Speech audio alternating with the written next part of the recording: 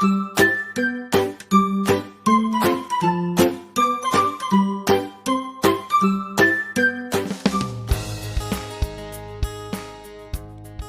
دفعہ کا ذکر ہے، ایک گاؤں میں ایک پیاری سی نیلی چڑیا رہتی تھی۔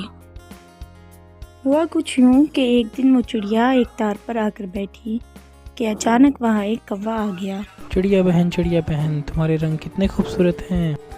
تم ہٹو یہاں سے، تمہیں تو میری رنگ پسند آنے ہی ہیں، تمہارا اپنا رنگ جو کالا سیاہ اور میلا سا ہے۔ چڑیا بہن ایسے تو نہ بولو نا، مجھے بھی اسی خدا نے بنایا ہے جس نے تمہیں بنایا ہے۔ اچھا جاؤ یہاں سے۔ چڑیا کو اپنی خوبصورتی پر بڑا ناز تھا اور اس نے کوے کا دل بھی دکھایا تھا۔ گلی میں دو بچے کھیل رہے تھے کہ اچانک ایک بچے کی نظر اس نیلی چڑیا پر پڑی۔ آؤ اس چڑیا کو پکڑتے ہیں۔ چلو میں اس میں اپنے رنگ کروں گا۔ ہاں ٹھیک ہے، بڑا مزہ آئے گا، اس کے رنگ اور پیارے ہو جائیں گے۔ ایک بچے نے پتھر مارا اور نیلی چڑیا نیچے گر پڑی۔ دونوں بچے مل کر اس پر رنگ کرنے لگے کہ اچانک ایک بچہ بولا، یہ تو بری لگنے لگ گئی ہے۔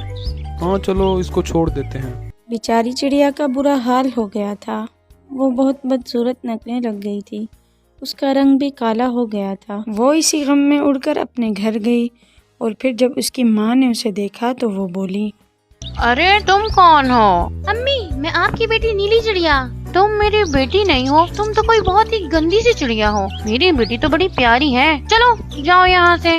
اب میں کیا کروں، کہاں جاؤں، رات بہت ہو گئی ہے، امی بھی مجھے پہچان نہیں رہی۔ یا اللہ میری مدد کریں، میرا رنگ واپس ویسا ہو جائے۔ میں نے کوے کا دل دکھایا، مجھے ایسا نہیں کرنا چاہیے تھا، یا اللہ میری مدد فرمائے۔ چڑیا کو بہت دکھ ہوا اور اس نے اللہ تعالیٰ سے دعا مانگی اور اس کی دعا قبول ہوئی۔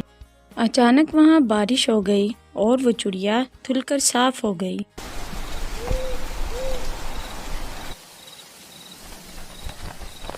پیاری بیٹی تم کہاں تھی؟ چڑیا نے ساری کہانی اپنی امی کو سنائی۔ بیٹی ہر چیز اللہ نے بنائی ہے، کسی کا رنگ اچھا اور برا ہونے میں اس کا اپنا کوئی عمل دخل نہیں ہے، کبھی بھی کسی کو برا نہیں سمجھتے۔ جی امی میں آئندہ ایسے کبھی نہیں کروں گی۔ دیکھو بچوں، کبھی بھی کسی کا دل نہیں دکھاتے، ورنہ اللہ تعالیٰ ناراض ہو جاتے ہیں اور کبھی نہ کبھی اس کی سزا ضرور ملتی